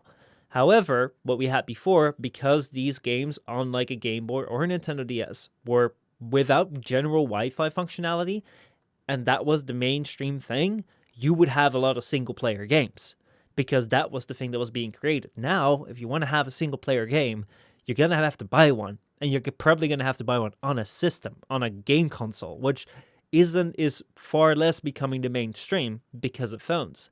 And then it's becoming more of an enthusiast thing. So I think that they will stick around, but I think it's something which is going to be far less, just like dedicated handhelds, because it's more an enthusiast thing than it was before. The casual market has moved on, which is very important. That said, I do really treasure them because I really, really love the closure of having like you buy a piece of entertainment that's just there to like entertain you in whatever way it does it, and then give you closure at the end. Not a piece of entertainment, which this is really getting under my skin right now after so many years of doing it, is a piece of entertainment that's like motivated to get you to spend and keep on spending and keep on playing, because that's at some point no entertainment anymore to me. No, I concur. Um, I think we let's come to the end of. Okay, so actually, let's answer the question. Are single player games dying? Right. If they keep going in this trend, I think there are going to be a lot less single player games, but I do not think they will die. Mm-hmm. I think indie developers like Motion Twin, who made Dead Cells, will continue to exist. I think there will be niche titles like Nier Automata and Astral Chain that will continue to exist. I think Japan will continue to heavily produce single player esque games. I think, however, the West are more than likely done producing single player games. The only one that I can think of to mind is Psychonauts 2. There's supposed to be so I'm just brought them up on Google. There's Star Wars Jedi Fallen Order, I think. That is supposed to be a 100% single player only game. Death Standing, that's Japan. Zelda Link's Awakening, that's Japan. I'd argue Pokemon is more of a single player game than a multiplayer game. Regardless, that's Japan. Kingdom Hearts 3, Japan. Luigi's Mansion, more than likely Japan again still. There are so many. Oh, Metro Exodus, I completely forgot about. I'm pretty sure that's single player only. Hell, Wolfenstein Young Blood, that was a co-op game and apparently a complete and utter disaster. Untitled Goose Game, I'm pretty sure that was an indie product. There are so many games that are produced in Bloodstained, Ritual of is it Ritual of the Moon? That was a single player game.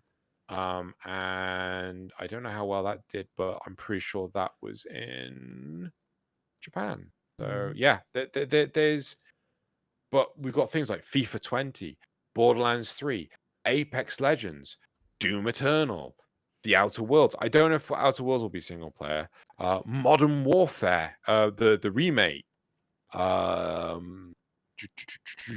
it's Mortal, in the yeah. in the current climate, I think that multiplayer games are something that really thrive in this, and single player games not so much. The only thing that might make a change in this trend might be this Apple Arcade thing, because like Google has been following along. Like, this is an interesting thing. Google has responded to the Apple Arcade thing, which the Apple Arcade is, as we said, you buy for $5 a month. You can share this with 5 people. So if you share it with 5 people, it's basically like $1 a month. You have this service where you can download exclusive games to the App Store, which don't have ads and don't have microtransactions, so they're just quality games. That's the idea. Google responded to that with the announcement of their own servers, which does the same thing, though they don't have exclusive games yet. It's just like you can download the games, but they won't have ads and they won't have microtransactions, so I don't necessarily know how this works. I don't think a lot of people know how this works because it's a very, like, I feel it's a response announcement, but they also want to continue this out to more apps. So that you pay the subscription so you don't have all the garbage in the apps. If that becomes a somewhat general trend where people are kind of sick of having ads in all their apps and ads in all their games, and they actually like say, okay, well, I'll do $5 for whatever for the service where you can like get apps which are actually like quality apps or don't have the ads in them, we could actually see that if people adopt that widespread, developers might actually be focused on creating great single player experiences for a mobile device. Because like the great thing of having something like a mobile phone where you can just like without mobile network connections, like on a plane, have it around, play a game, turn it off, talk to the flight attendant, turn it back on and be back in it, that is amazing. I know a lot of people would like it, but it's something which we have to hope for. And like we've seen this when it came to like video entertainment, where YouTube created a massive threat for like the quality entertainment video industry, where they like, you know how much time they spend on creating a movie, which is like an hour and 30 minutes or 2 hours long. It takes months to create something like that. And then we create this podcast right here. That's 2 hours long. That's about as long as a movie. So we compete with a Hollywood movie. If you watch us, you didn't watch a Hollywood movie. We beat them with way less production value. That's a huge blow to them. However, around that time also Netflix came up. And because people adopted Netflix, paid their monthly subscriptions, all of a sudden Netflix had so much money that they could produce Netflix originals, which were actually generally very good, well-made series. So I think that might be the only thing that can change the environment in which single-player games might be on the rise again. I don't think they'll completely die. As you said, they will never completely die. But in the current trend, also, she said, it will most likely like fade more because multiplayer games are more favorable in this climate. Yeah, I mean, I honestly find it surprising that a lot more game developers don't. Oh, so I'm just going to point out, people ask us questions. This is going to take 30 seconds. Hit them, but please feel free to ask questions, and we'll hopefully answer them when you ask them. If at all, please ask questions. Right. So one thing that I think that a lot of game companies could do better with is adopting the model of Warframe, right? In terms of production. Single player games, I don't think they can be produced the same way as Warframe does. I mean, look how little plot there is thus far in Warframe, right? But with the success of Warframe, if not all the resources are being poured into Warframe, one thing that could be done is the profits of Warframe could be used to produce the right single player. I don't Right? necessarily agree. You don't? No, because like I would agree with you if Warframe did extremely well, and they were like it was if we're smooth waters. I don't think they are though. It's like I do think that that their model is very profitable, but if I look at over the years the way that they produce and release content, it's a very it's still a big struggle for them to release content. It's not really like on time. Things are often delayed. We see more delays than we see things being surprisingly early. And I think that if you had the resources to continue to produce Warframe with the same quality and have the resources to like create this perfect single player game, then Warframe, without having that single player game initiative right now, would be able to produce Railjack way quicker, or would have a bigger content drop before. I think that like right now, maybe because of like the amount of profit they're getting, maybe the way that they organize it, maybe they have something behind the scenes that they're working on, which is way bigger, which we don't know nothing about. But it's not smooth sailing. Like I don't think that they can handle, or as they are right now, to produce this single player game that you're talking about, because it's not really going smooth over the past few years. No, I get what you're saying, right? Their content releases are getting more grandiose, and they're taking a lot longer to produce. Hmm. I get exactly that. Hopefully, with something like Empyrean, we'll actually have a formula or a feature or something that allows the player base to be somewhat reinvigorated in development. Sorry, in playing it. So maybe they could, as part of the background of changing the engine and things for Empyrean, it could lead to more Warframe events. It could lead to easier production of new environments. It could lead to a lot. We don't know. The problem that you have too rightly pointed out is that with um, the duration in which they take to release a very ambitious update, it negatively impacts the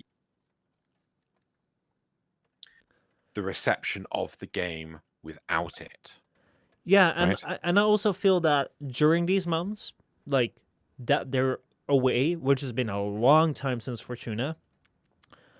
I think that they're almost all of their development team is working on the next big thing.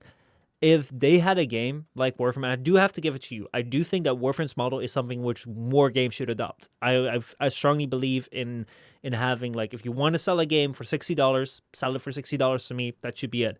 If you want to like get as much money as you can via microtransactions, don't sell it to me for $60. I think Yeah. that the way that Warframe does it is great. That being said, I don't think Warframe is the end all be all moneymaker Oh that no, they're yeah. so that they're like, oh, we have all the fortune that we can do now, that we can do whatever we want with now.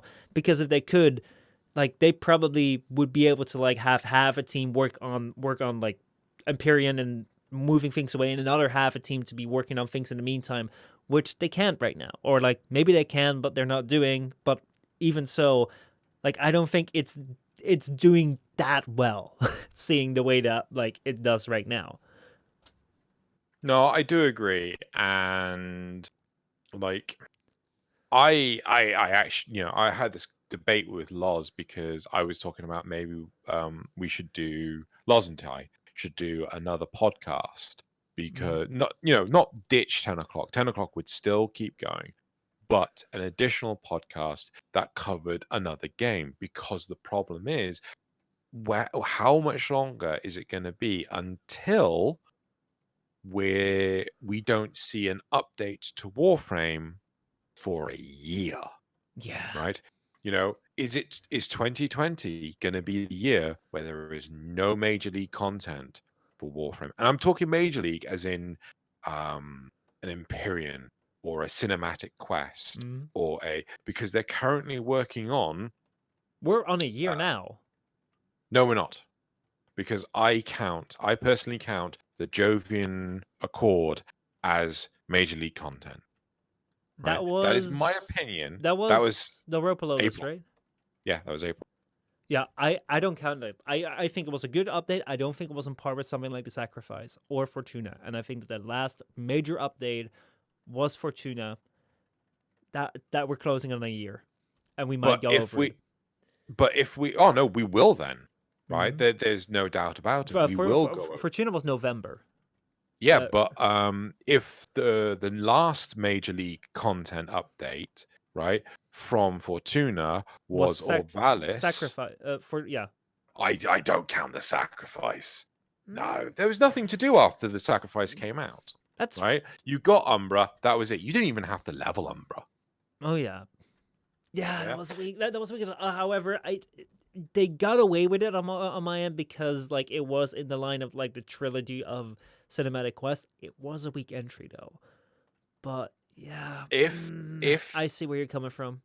so that's why I do count I think you're giving them a little bit less of slack then, if that's gonna be like, oh well, because sacrifice wasn't so great and we counted that because that was the first one, and I mean it's your opinion, fine, like not to yes. criticize, but Yeah. like just to point out like where we're cutting sacrifice some slack because like for me I cut it slack because like it's the third entry, all right, fine, And then it's like, oh, but that wasn't so much. So we can also count this. It's like, yeah, then we can then I can kind of start counting everything.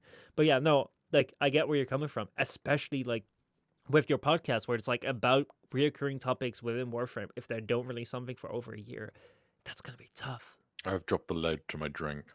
Right. So yeah, no. So we are talking about expanding out, and he was turning. I said to him, like, how long is it going to be before there is a solid year and there's no major league? And I will point out that there are good things coming out of the big stuff that they're doing, right? Because we only got the Sanctuary Onslaught because of the technology that they had put into the engine for the open world stuff. Mm-hmm. So hopefully we can get some more cool stuff from the launch of Empyrean. Hopefully it is enough to allow them to do a lot more. Mm-hmm. Right. Yeah, I think that's a I think great we're done for this great thing to episode. close on. Yeah. All right.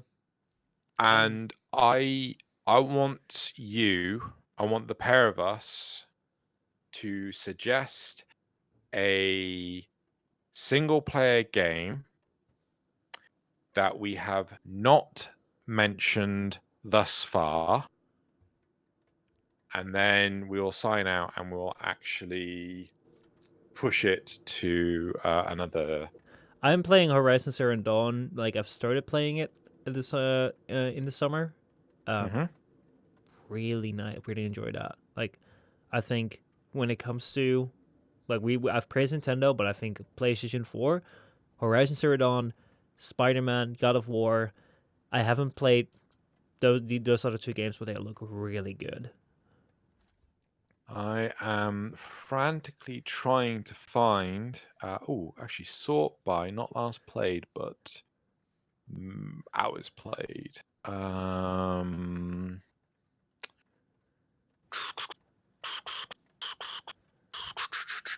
Trying to find a game that really jumps out to me. Oh wait, can I filter by single player? All right, you find it. I'm gonna like wrap it up. So, yeah, overall, I really enjoyed today's Framecast. I think it's a really big like market shift thing. I'm gonna talk more about like the PlayStation Vita. There's a video coming up around that, an insight video around that, because I think it's really sad that this thing went away. But I think that this demise also came with the decline of single player games. It's something though that I have only recently started missing because the multiplayer thing is really enticing. There's a lot of benefits to it. But there's also a lot of benefits to the single player side of things, which I feel I've overlooked for a long time while being so encapsulated by the magic of the internet, which wasn't there before. Have you found your games? Yes. Actually, hold on. Let me quickly double check. I think I know what game I'm going to choose. And it is. And it's going to be Abe's Odyssey. Yeah. So I absolutely love that game when I was younger. I actually picked it up again not so long ago. And yeah, I think it is. I'm just quickly double checking. Must double check. Oh! No, I'm changing my mind. Well, you can add another. Space Marine. All right. Absolutely brilliant game. Beth Marine. Awesome. All right. Well, thank you guys so much for watching this week's Framecast. If you have any recommendations, if you have any recommendations for topics, feel free to leave them down in the comments and chat or wherever you're listening this on. Be sure to check this out on Tuesdays, where we're streaming this thing live on twitch.tv/Postma. Make sure you check out the Framecast highlights on youtube.com/Xenogalleon. And make sure you check out patreon.com/Xenogalleon. And to piss him off a little bit less, because I know he's throwing at mean looks, I started Patreon too, so check out patreon.com/MishaPostma as well. Yes. Everyone do that. Do that.